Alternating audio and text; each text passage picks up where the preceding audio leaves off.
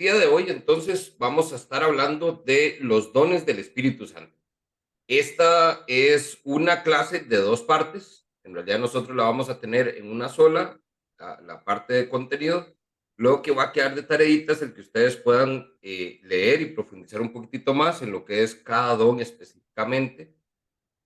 Pero la intención es que entonces podamos saber qué son los dones, que podamos entender cuál es su propósito, cuál es el uso adecuado, cuál es el tema del abuso en el tema de los dones y además pues entender el propósito por el cual nos fueron dados, la responsabilidad que tenemos de ser buenos mayordomos de estos dones y también entonces poder identificar cuáles son los dones que cada uno de nosotros tiene. En términos de introducción, nosotros vamos a ver las reacciones que pueden tener el tema de los dones del Espíritu Santo. La primera de ellas es una parte negativa que encontramos en ellos. Mucho de esto se debe primeramente a una indiferencia. Esto no se conversa, no se habla e incluso muchas iglesias ni siquiera los enseñan. La segunda o el segundo factor es la ignorancia, porque algunos o los desconocen o no saben qué son o cuáles son, piensan que ya no son necesarios, algunos creen que ya no están vigentes. Entonces hay una completa ignorancia respecto al tema como tal. Y un tercer aspecto es el rechazo.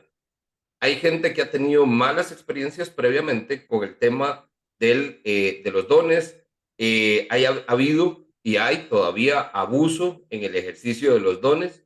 Entonces, realmente todo esto hace que haya cierta reacción de manera negativa hacia el tema de los dones del Espíritu Santo. De hecho, Pablo hace una advertencia en 1 Corintios 14:26 acerca de cómo deben ser ejercitados estos dones. En el capítulo 12, 13 y 14 de la primera carta a los Corintios, Pablo va a hablar del uso, de la función e incluso del mal uso y del abuso del tema de los dones. Por otra parte, entonces vamos a ver que tenemos también reacciones positivas. Hay un aspecto también importante que debemos entender acá. El primero de ellos, estamos hablando que los dones es una expresión de la gracia de Dios. Y por eso tal vez a algunos nos atrae mucho el tema, porque podemos ver que entonces es una manera en que Dios también manifiesta su gracia.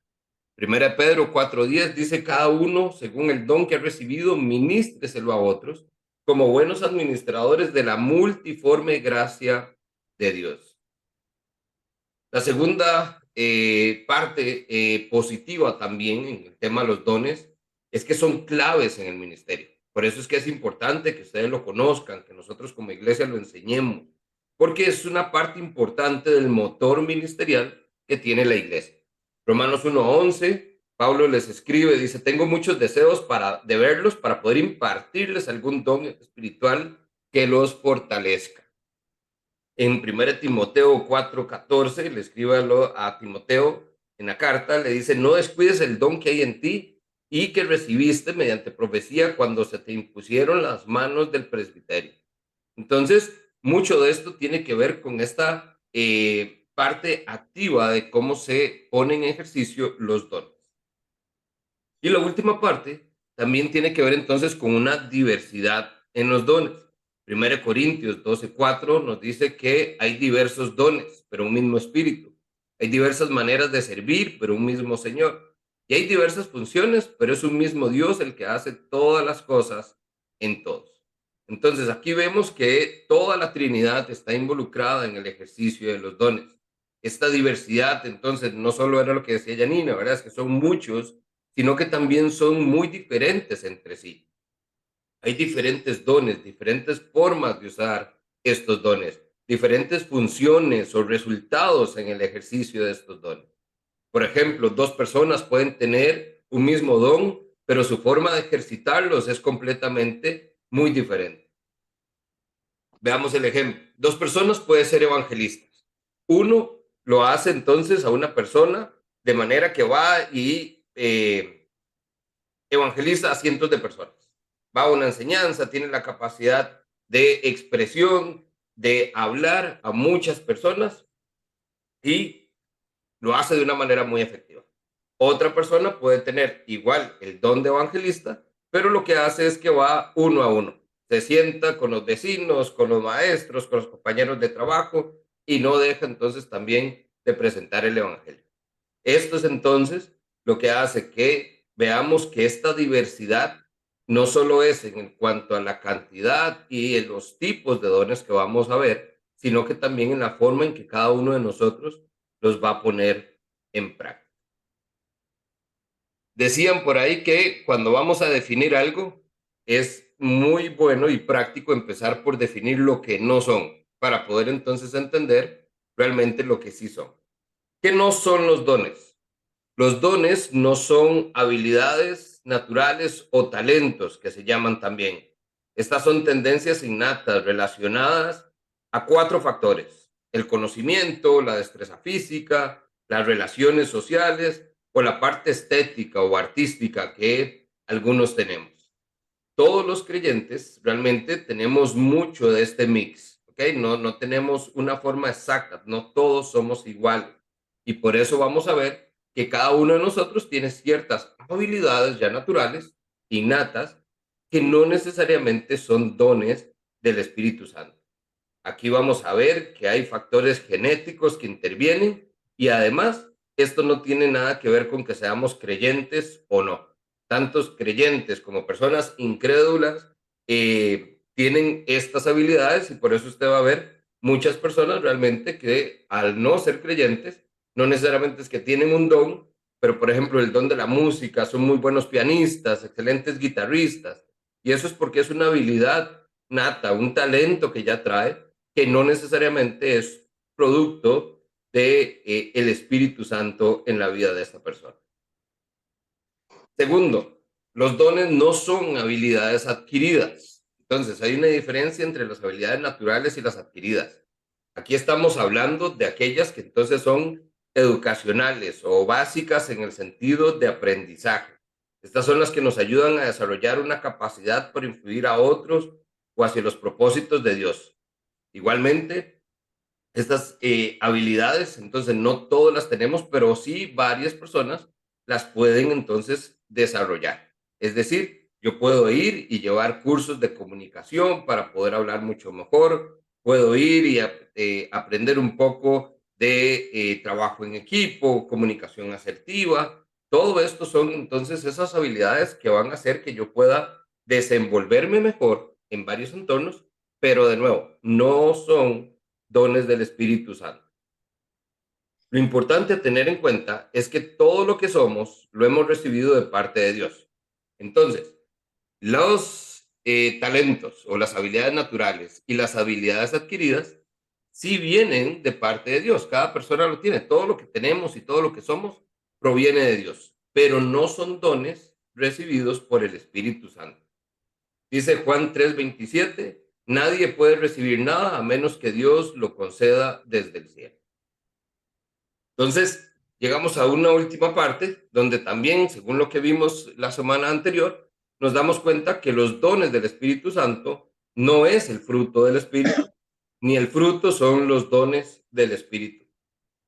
Son temas completamente diferentes y aparte. Entonces, teniendo claro que no es un don, veamos entonces que sí es un don. Un don espiritual se define como una habilidad dada por Dios a través del Espíritu Santo que nos capacita específicamente para servir a Dios, al prójimo y a la iglesia. Vea que hay tres áreas de servicio. Y lo va a hacer entonces en las áreas en que Dios así lo desee. Estos dones entonces son para ayudar, para bendecir, y ahorita vamos a ver el propósito, que es para edificar la iglesia propiamente. Esto es entonces realmente lo que es un don espiritual. Por eso se llaman dones espirituales, porque provienen del Espíritu Santo. Algunos detalles importantes acá que debemos saber acerca de estos dones. Uno, estos dones no salvan ni tampoco indican santidad. No es que porque tengamos un don, estamos entonces realmente a derecho con el Señor. Estos dones no sirven si no se utilizan con amor. Primera Corintios 3:1 nos recuerda que entonces, déjeme leerlo por acá. Si hablo en lenguas humanas y angelicales, pero no tengo amor, no soy más que un metal que resuena o un platillo que hace ruido. Entonces vea cómo realmente Pablo pone una comparación donde entonces, a pesar de que puedo tener un don espiritual, dice que si no lo hago con el filtro del amor, simplemente estoy haciendo ruido innecesario. Lo otro que tenemos que ver, que es importantísimo que entendamos, es que los dones se ministran en orden. ¿Qué me refiero con esto? Pablo entonces, en la primera carta a los Corintios, en el capítulo 14, escribe lo siguiente. Hermanos míos, ambicionen el don de profetizar y no prohíban que se hable en lengua, pero todo debe hacerse de una manera apropiada y en orden.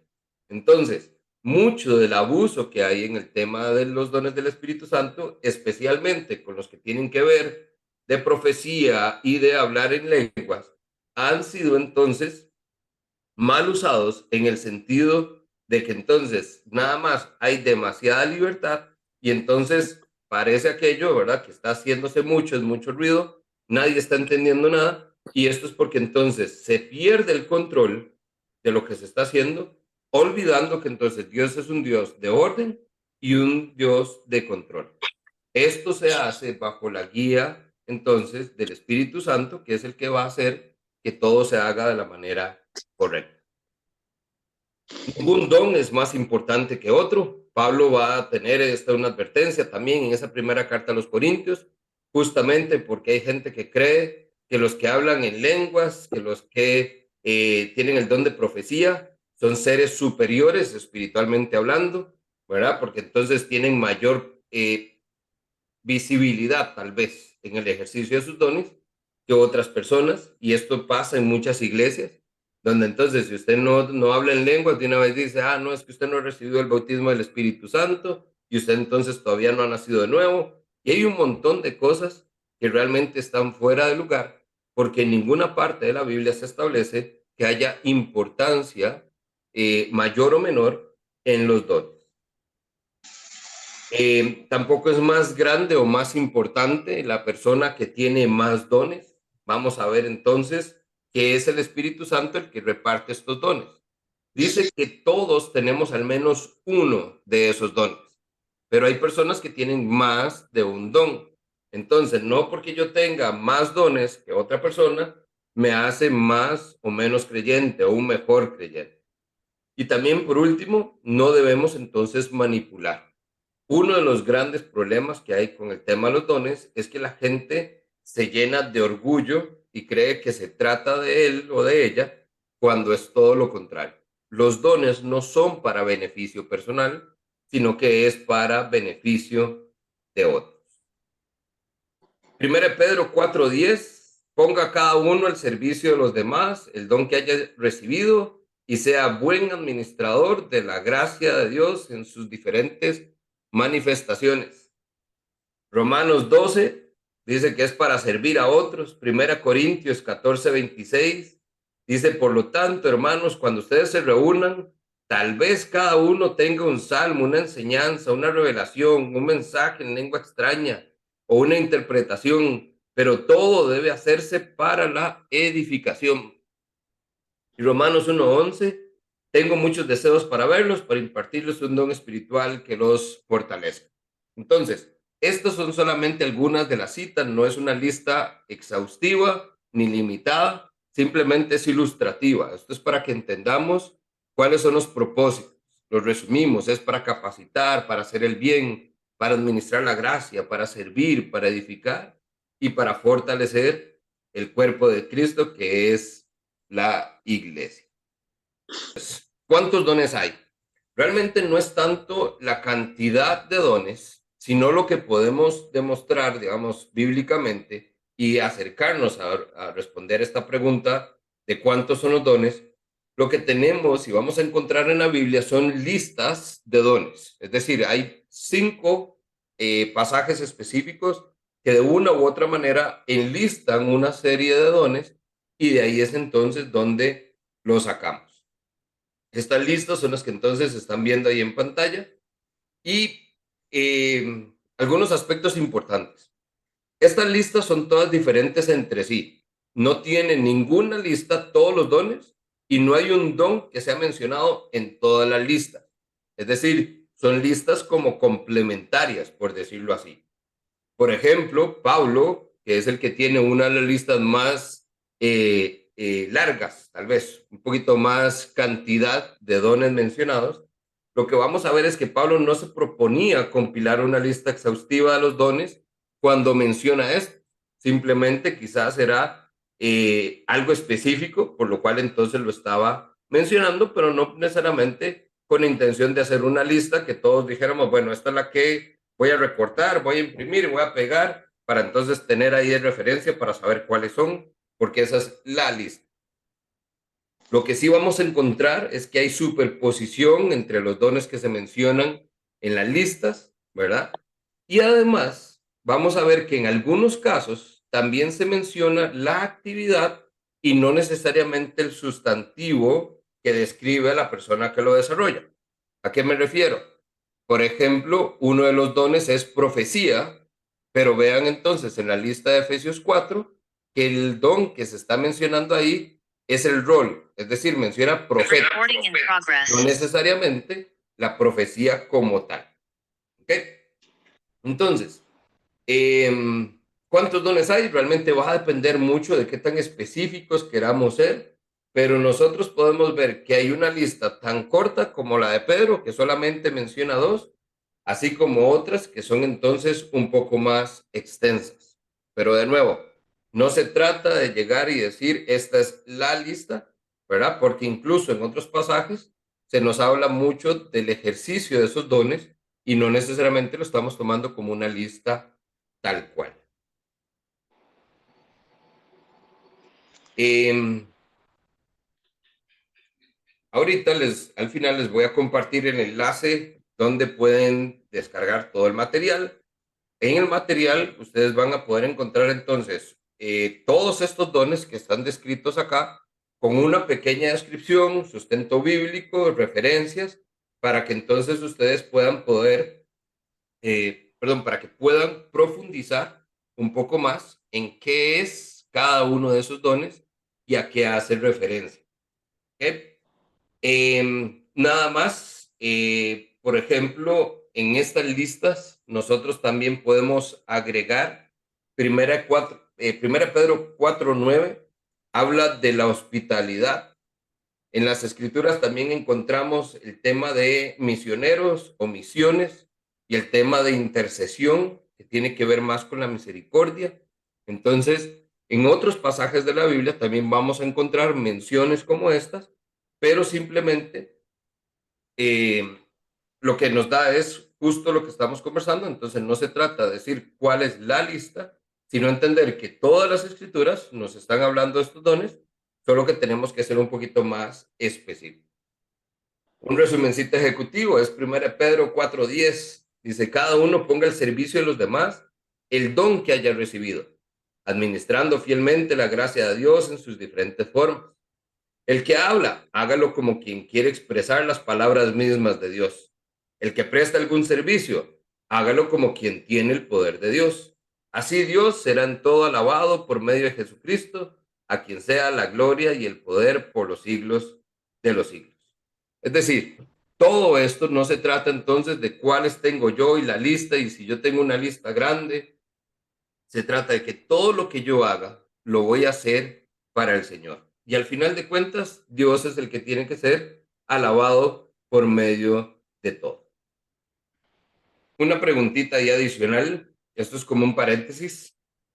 Como no estamos viendo todos los dones y no estamos profundizando ahorita en ninguno, hay un tema ahí donde algunos se preguntan si han cesado algunos dones. Hay corrientes de pensamiento que dicen que hay dones que ya dejaron de ser, hay dones que todavía están vigentes y todo eso. Por ejemplo, hay una corriente que sostiene que los dones más milagrosos, la profecía, las lenguas y la interpretación, quizás también el tema de la sanidad, y los exorcismos fueron dados para el tiempo de los apóstoles. Y esto es para que fueran señales para autenticar la predicación inicial del evangelio. Entonces ya esos dones vencieron y ya no se pueden ver.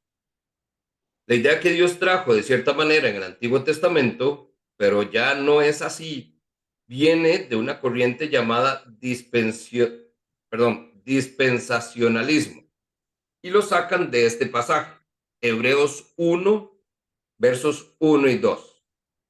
Voy despacito. Dios, que muchas veces y de varias maneras habló a nuestros antepasados en otras épocas por medio de los profetas, en estos días finales nos habló por medio de su Hijo. A este lo designó heredero de todo y por medio de él hizo el universo. ¿Qué es lo que estamos viendo acá? Esta corriente entonces habla de una dispensación. Esto hace referencia a que hay un periodo bíblico específico. Y entonces, ¿qué es lo que están diciendo? Es que la profecía fue entonces en lo que hizo, perdón, en lo que usó Dios para hablar antes, pero ahora lo hace por medio de su Hijo. Entonces, antes sí, ya no. A este pasaje de Hebreos le suman 1 Corintios 13:9. Ahora nuestro conocimiento es parcial e incompleto, y aún el don de profecía revela solo una parte de todo el panorama. Sin embargo, cuando llegue el tiempo de la perfección, esas cosas parciales se volverán inútiles. Este tiempo que está hablando ahí, de cuando llegue ese tiempo de la perfección, está hablando de la segunda venida de Cristo. Eso quiere decir que entonces tenemos aquí una clara afirmación bíblica de que Pablo esperaba que todos estos dones continuarían a lo largo de la hebra de la iglesia, para que fuera beneficio de la iglesia hasta que Cristo regresara. Entonces, aquí es un poquitito la pregunta que hizo don Luis ahora. ¿Cómo entonces se ve el tema de la profecía en la actualidad? Entonces, esto surge de este tema, de esta corriente, que entonces establece que la profecía, por ejemplo, ya no se da ahora porque ya toda la profecía fue revelada. Entonces, vamos a ver cómo debemos entender y usar algunos de estos dones espirituales. Entonces, voy respondiendo poco a poco su pregunta, don Luis.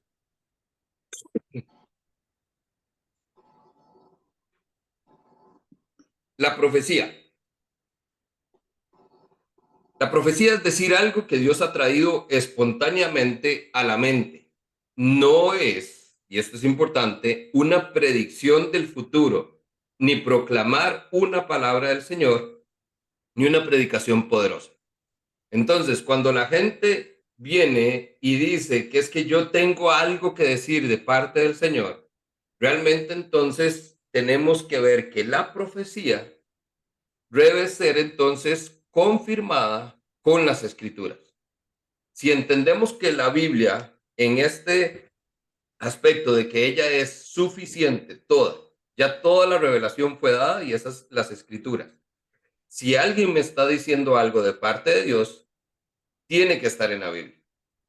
Si alguien me dice algo que no está en la Biblia, no es una profecía que viene de parte de Dios. Y esta es entonces la práctica más común que vemos hoy, donde se pierde un poco la perspectiva. Lo otro que también sucede y desvía del concepto bíblico es que entonces hay gente que la profecía es respecto a, viera que Dios me dijo que usted tiene que renunciar a su trabajo porque viene una oportunidad mayor para usted. Eso es predicción del futuro, eso es adivinación y no es profecía, al menos no en el sentido de profecía como un don espiritual. Los profetas del Antiguo Testamento tenían una responsabilidad única. Podían entonces hablar y escribir palabras que tenían una autoridad divina y absoluta. Por eso muchos de los profetas vamos a encontrar que dice, así dice el Señor, o esto es lo que dice Jehová de los ejércitos, esto es lo que dice Dios soberano. Todas estas expresiones es porque están demostrando en sí la autoridad con que Dios les dijo que dijeran o escribieran estas cosas. en el Nuevo Testamento también hubo personas que hablaron y escribieron en nombre de Dios, pero Jesús ya no le llamaba profetas, sino apóstoles. Esta es la contraparte profética del Antiguo Testamento. Por eso incluso nosotros vemos que se habla de las escrituras, de la ley y los profetas. Eso es entonces para referirse en el Antiguo Testamento a la parte que Dios estaba revelando. En el Nuevo Testamento, nosotros hoy lo que vemos es que tenemos la ley, los profetas y además los hechos de los apóstoles. Es decir, las palabras que vienen directamente de las enseñanzas de nuestro Señor Jesucristo. Por eso entonces nosotros tenemos como fundamento la parte de las enseñanzas apostólicas. ¿Por qué? Porque es lo que nos muestran todos los evangelios y las cartas, que es mucho de la vida, muerte y resurrección de Jesús.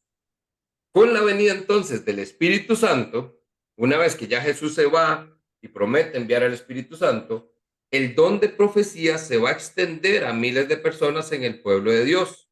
Y Pedro dijo que cumpliría lo que anunció el profeta Joel. Hechos 2, del 16 al 18. En realidad lo que pasa es lo que anunció el profeta Joel. Dice, sucederá que en los últimos días, dice Dios, derramaré mi espíritu sobre todo el género humano, y los hijos y las hijas de ustedes profetizarán, tendrán visiones los jóvenes y sueños los ancianos. En estos días derramaré mi espíritu sobre todos mis siervos y mis siervas, y ellas van a profetizar.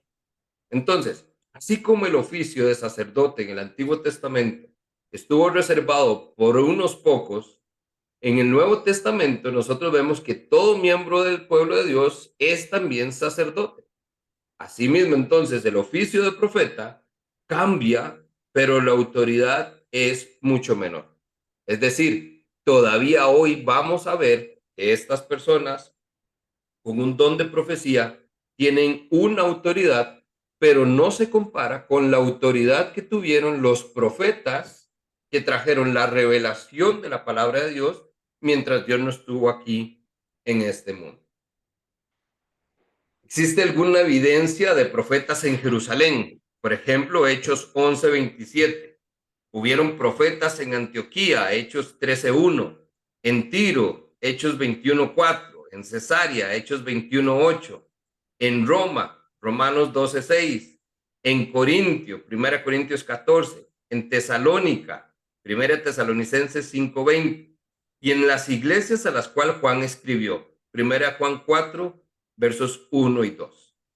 Ninguno de estos profetas escribió un libro de la Biblia, ni sus escritos están en este compendio que hoy llamamos Biblia. Sin embargo, las profecías fueron entonces también contadas porque fueron parte de esta inspiración del Espíritu Santo para edificar esta iglesia primitiva. Las profecías entonces como estas en la iglesia hoy se deben considerar como palabras humanas, no necesariamente palabras de Dios, y por lo tanto no son iguales en cuanto a autoridad. Sin embargo, mucho de la profecía que hoy todavía podemos ver proviene de personas que entonces lo que hacen es darnos palabra de Dios en un momento oportuno. Cierro aquí un poquitito con esto. 1 Corintios 14, versos 30 y 31. Si alguien que está sentado recibe una revelación, el que esté hablando ceda la palabra. Así todos pueden profetizar por turnos, para que entonces todos reciban instrucción y aliento. ¿Qué está haciendo Pablo acá? Pablo entonces está escribiendo a una iglesia que estaba entonces precisamente en desorden porque creían que el don principal era el hablar en lenguas.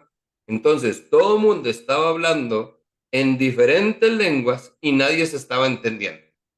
Y en medio de eso, dice Pablo, si alguien tiene una revelación, dice entonces que el que esté hablando se da la palabra para que todos puedan profetizar, es decir, no solamente hay uno, hay varios, dice, pero que lo puedan hacer por turnos. Entonces, ¿cuál es el propósito de esta profecía? Es instrucción y aliento. Entonces, esa palabra profética que puede llegar hoy a nosotros tiene que ver con instrucción o con aliento en un momento, digamos, de mucha incertidumbre o de mucha ansiedad. Pero de nuevo, debe estar siempre sustentada con la palabra de Dios. De lo contrario, no es una profecía bíblica. Ahora, hago un paréntesis acá. La revelación no es una palabra que describa las escrituras, sino que el Nuevo Testamento la usa en el sentido más amplio en cuanto a la comunicación de Dios. Es decir, algo que Dios trae espontáneamente a una persona para la edificación de la iglesia específicamente. Por eso es que entonces tenemos que tener cuidado con esa expresión del Señor dice o Dios me ha dicho que, porque no depende de nosotros hacer algo como esto. Sí, entonces depende de nosotros saber interpretar la profecía a la luz de las escrituras. Es decir, si yo tengo el don de profecía y tengo algo que Dios está poniendo en mi corazón espontáneamente, tengo que ser capaz de interpretar eso que Dios me está dando a la luz de las escrituras, para entonces poder así compartirlo con las otras personas a las cuales va a beneficiar esa profecía. De nuevo, todos los dones del Espíritu Santo son para edificación de la iglesia, para el bien común, para servir a otros. Ninguno de ellos es para beneficio propio. Entonces, tampoco podría yo decir que es que el Señor me ha revelado algo a mí, porque no es para uso personal, sino para beneficio siempre de otras personas. El segundo tiene que ver con la enseñanza. El don de la enseñanza en el Nuevo Testamento es la facultad que tenemos para explicar la Biblia y aplicarla a la vida de las personas. Lejos de basarse en una revelación espontánea que se manifiesta durante un culto de adoración en la iglesia, por ejemplo, como lo era el de la profecía, este tipo de enseñanza hace referencia a la repetición y a la explicación de una enseñanza apostólica auténtica, es decir, de algo que tenemos ya en el canon de la Biblia, algo que es de las escrituras, pero lo estamos enseñando constantemente, repetidamente, para que podamos entonces enseñar a estas personas. De esta manera, entonces, la enseñanza en términos de las epístolas, por ejemplo, del Nuevo Testamento, consiste en la repetición y explicación de las palabras de la Biblia o enseñanzas, igualmente, de Jesús y de los apóstoles, y cómo éstas se aplican a los oyentes. ¿Esto qué quiere decir? Que entonces no es que yo voy a enseñar algo nuevo, y no es que yo soy un buen maestro porque yo sé algo que ustedes no saben. El don de la enseñanza es justamente un ejercicio como este. Es poder entonces tomar un tiempo y poder traer una enseñanza bíblica, una enseñanza apostólica, es decir, de la vida de Jesús, y poder entonces transmitirla y aplicarla en un contexto como este. Las epístolas del Nuevo Testamento, cuando hablan entonces de enseñanza, se parece mucho a lo que hoy nosotros usamos con una frase que es una enseñanza bíblica. Esto entonces, ¿cuál es el tema y por qué debemos entenderlo? Porque mucha gente cree que el don de la enseñanza es aquel que entonces es un muy buen predicador. Pero cuando decimos esta frase, lo que estamos es haciendo referencia a una persona que tiene muy buena oratoria, a una persona que es muy carismática en su forma de hablar. Entonces, mucha gente confunde con qué es una buena enseñanza, en realidad con una muy buena exposición oratoria, lo cual no es. La parte de oratoria, la parte de comunicación, todo esto son habilidades y conocimientos que se pueden adquirir. Pero la enseñanza, es decir, la capacidad de transmitir una enseñanza de los apóstoles a un grupo de personas y que la puedan entender y aplicar a su vida, eso es un don espiritual. ¿Alguna preguntita con la parte de enseñanza?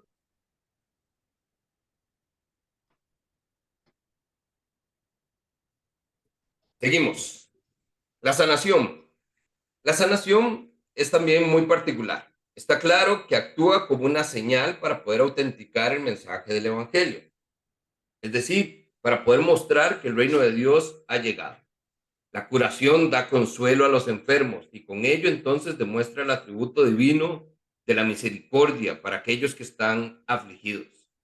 La curación también entonces equipa a las personas para el servicio conforme a quitar los impedimentos físicos, por llamarlo de alguna manera, para el ministerio.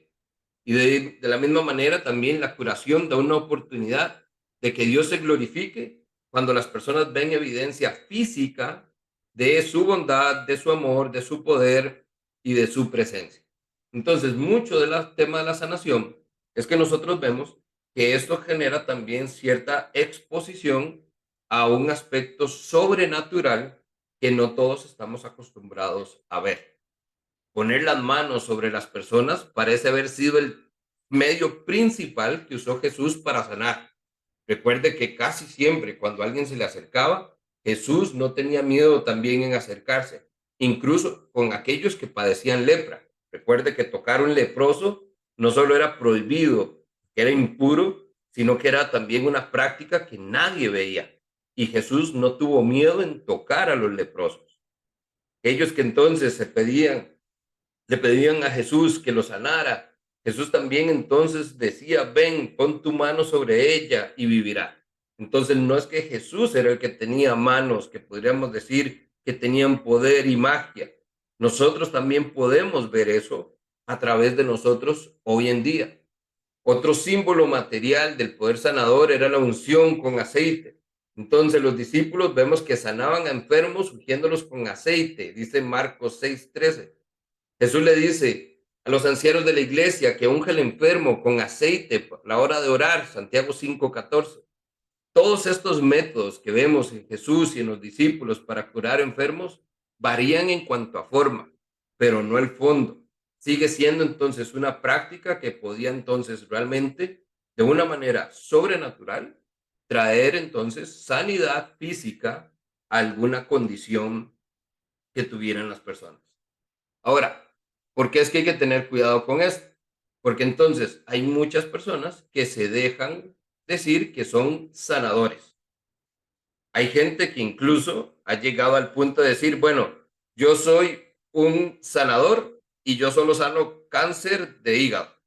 Y entonces son como específicos en cuanto al ejercicio de su don. El problema acá es que entonces este don, por ejemplo, no necesariamente es que si yo tengo el don de sanación, cada vez que alguien venga, con solo que yo lo toque va a quedar sano. No funciona de esa manera.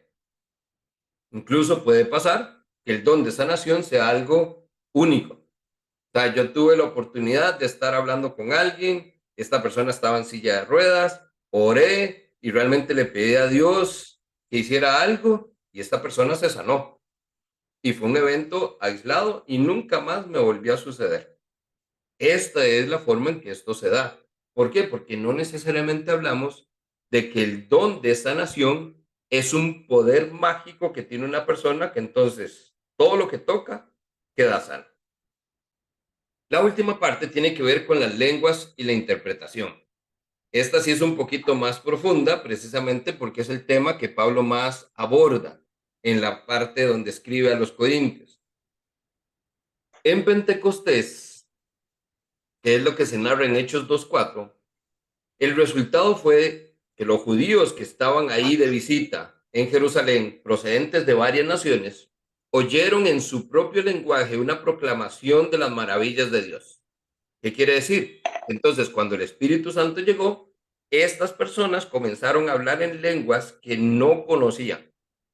Incluso la parte, digamos, histórica corrobora el hecho que entonces, por ejemplo, la mayoría de los discípulos eran galileos y los galileos eran considerados como un estrato menor a otros estratos judíos. Es decir, tampoco eran personas que pudiéramos decir que, por ejemplo, Pedro habló en una lengua que ya había conocido porque había viajado fuera de... No, no, no, esta gente no había salido ni siquiera de su hogar natal, por decirlo así, como para que pudieran haber aprendido ese idioma. Segundo, no existía la capacidad de educación como la tenemos hoy, donde incluso usted puede llevar cursos en línea para aprender nuevos idiomas, como para que dijéramos, bueno, sí, es que Pedro había llevado clases de... Tampoco. Realmente hay un sustento donde la única manera de explicar lo que estaba pasando era decir que era algo sobrenatural. Hablar en lenguas es oración o alabanza expresada en sílabas que el que habla no puede entender. Y esto es parte importante. Cuando la persona habla en una lengua, no la entiende. Recuerde que así como hay un don de lenguas, hay un don de interpretación de lenguas. Y entonces, esta es la parte interesante que se tiene que ver acá. Si hay alguien acá en la iglesia que va a hablar en lenguas, tiene que haber un par que pueda interpretar lo que esa persona tiene que decir. Porque de lo contrario, el que alguien se pare acá al frente y diga algo que no escuchamos en una lengua común, lo único que va a hacer es crear confusión y no va a haberse edificado el cuerpo de Cristo. Por lo tanto, entonces, no es la manera correcta de ejercitar. Siempre debe ir acompañado entonces, no solo del hablar en lengua, sino de tener el don también otra persona de la interpretación de lenguas.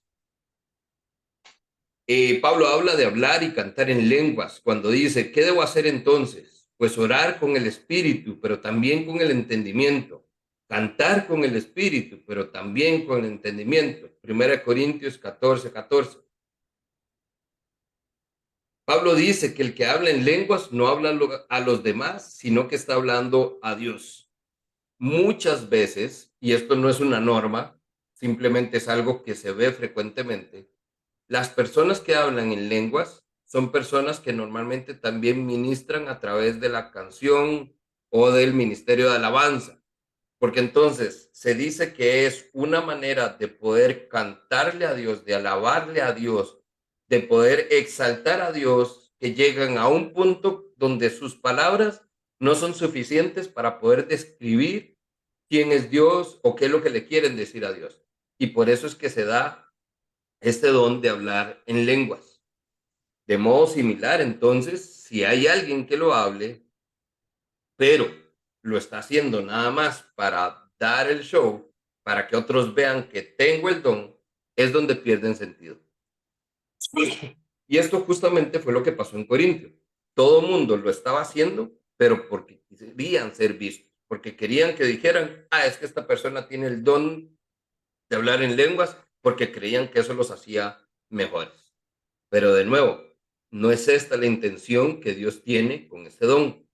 El argumento completo de 1 Corintios 14 da por sentado que cuando se habla en lenguas en la congregación, tiene que ir acompañado de la interpretación para que los demás que no hablamos esa lengua podamos ser edificados. De lo contrario, simplemente se está haciendo un mal uso de ese don. No debe ser en éxtasis, sino debe ser controlado. Pablo ahora nos decía que debe haber un orden, que el que está hablando, que entonces calle para que pueda llegar pie a la profecía. No puede entonces simplemente que todo el mundo esté hablando y hablando y hablando y no haya chance para entender qué es lo que está sucediendo. Los apóstoles pudieron dejar de hacerlo para que Pedro predicara, por ejemplo, en el momento de Pentecostés. Pablo también dice que si se habla en lenguas, que hablen dos o cuando mucho tres, cada uno, eso sí, por turno, y siempre y cuando alguien interprete. Si no hay intérprete, que entonces guarden silencio en la iglesia y cada uno hable solamente para sí mismo y para Dios. 1 Corintios 14, 27 y 28. Notes entonces que esto no está hecho para que sea un show, sino que sea realmente para edificación de la iglesia. Muy bien, entonces, 3 puntos acá para terminar. Número 1, importante, todos nosotros hemos recibido al menos un don espiritual. Esto lo reparte el Espíritu Santo tal cual Él ha decidido. Entonces, esto no se apela y esto tampoco fue una piñata espiritual. O sea, No es que el Espíritu Santo nada más aleatoriamente va y reparte como confites, ¿verdad? Y ahí a ver qué le tocó a usted. No funciona así. Es muy específico y va, obviamente, entendemos la soberanía de Dios, el tener ese control, esa voluntad perfecta. Entonces, no, o sea, los dones que usted tiene no fueron dados al azar. Dos, el Espíritu Santo es quien opera a través de los dones espirituales y lo hace para provecho mutuo en el cuerpo de Cristo. Por consecuencia, estos son para un ejercicio público, no privado. No es que yo entonces puedo decir que yo tengo mis dones y lo hago en casa, solito, donde nadie me ve, porque no estoy beneficiando a nadie. Son para beneficios de otras personas. Este es el literal ejemplo. Imagínense, si todos nosotros viniéramos aquí el fin de semana con la intención de ministrar mi don a otras personas. O sea, qué bendición tendríamos más allá de un mensaje, más allá de un tiempo de alabanza. Es exhortación, es instrucción, es consuelo. ¿Por qué? Porque diferentes personas me están ministrando esos dones que Dios ha dado. Y número tres, realmente entonces no existe una lista específica de los dones, por lo cual entonces no es preocuparse por saber cuántos hay en total, preocúpese por saber cuáles tiene y qué es lo que Dios espera que haga con ellos. ¿En qué sentido? En el sentido de esa aplicación y ministración de los dones. Y vea que Pedro, habla de una multiforme gracia en este sentido.